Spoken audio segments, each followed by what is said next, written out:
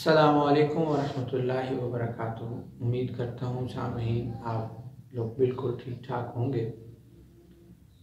वक़ास जमील शाज़ली एक बार फिर अपनी टीम के साथ हाजिर है। हमारा आज का वजीफ़ा उन लोगों के लिए है कि जो लोग औलाद की नेमत से महरूम हैं, अल्लाह सब औलादों को औलाद अता फ़रमाए। जिनको औलाद नरीना चाहिए अल्लाह उनको औलाद नरीना अता फ़रमाए, और जिनको बेटियां चाहिए अल्लाह उनको बेटियां अता फ़रमाए। सबसे पहले थोड़ी सी इंफॉर्मेशन देना चाहूँगा कि औलाद ना होने की जो बीमारियां हैं या जो वजूहात हैं वो क्या है। तो अर्ज़ ये है कि सबसे पहले ख़ातून को देखना पड़ता है कि आया उसके साथ क्या मसाइल हैं। डॉक्टर के हिसाब से अगर बात की जाए तो अगर ख़ातीन के मेंसेस कम या ज़्यादा होंगे तो तब भी औलाद नहीं होती। इसी तरीके से लकोरिया का मर्ज़ औरतों में पाया जाता है, अगर वो मर्ज़ होगा तो तब भी औलाद नहीं होगी। और इसी तरीके से मर्द के साथ मर्द के स्पर्म का मसला होता है या उनके लंग्स का मसला होता है, जो भी मसला होगा तो तब भी औलाद नहीं होती।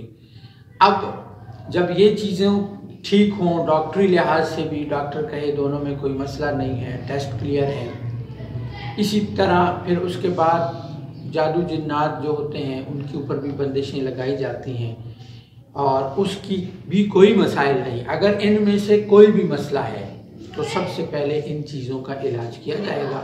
उसके लिए आप अगर डॉक्टरी मसला है तो डॉक्टर से रब्ता करें। बाज़ चीज़ें जादू के ज़रिए से भी बंद की जाती हैं, औरतों के मेंसेस जादू के ज़रिए से बंद कर दिए जाते हैं, या फिर मेंसेस रुकते ही नहीं हैं, दवाइयाँ मेडिसिन ले लिए लेकिन मेंसेस फिर भी रुक नहीं रहे, खून जारी है।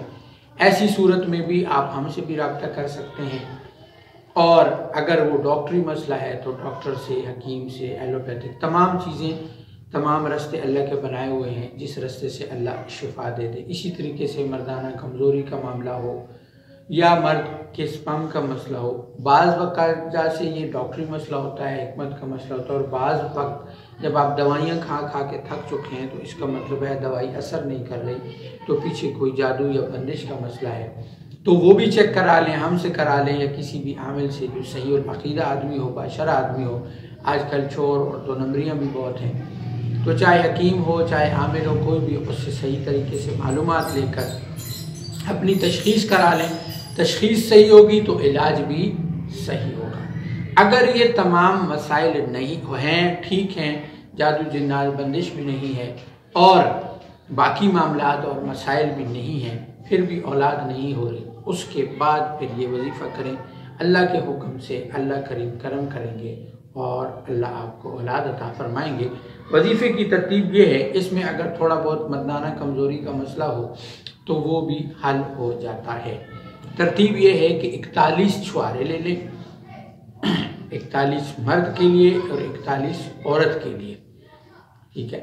और वो लेने के बाद उसका तरतीब ये करें कि उसके ऊपर सूरह मरियम 7 मरतबा पढ़ें।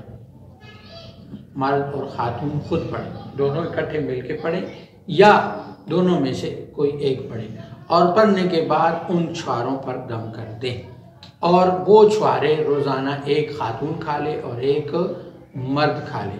और तहिया ये करें कि जब अगर उनको औलाद नरीना चाहिए, लड़का चाहिए, तो हम उसका नाम मोहम्मद या याह्या रखेंगे। और दूसरी सूरत ये कि अगर लड़की चाहिए तो हम उसका नाम फ़ातिमा या मरियम रखेंगे। दोनों सूरतों में इंशाअल्लाह वल अज़ीज़ अल्लाह रब्बुल इज़्ज़त औलाद अता फरमाएंगे। मज़ीद अगर किसी का मसला ना हल हो रहा हो तो वो हमसे रब्ता कर सकते हैं।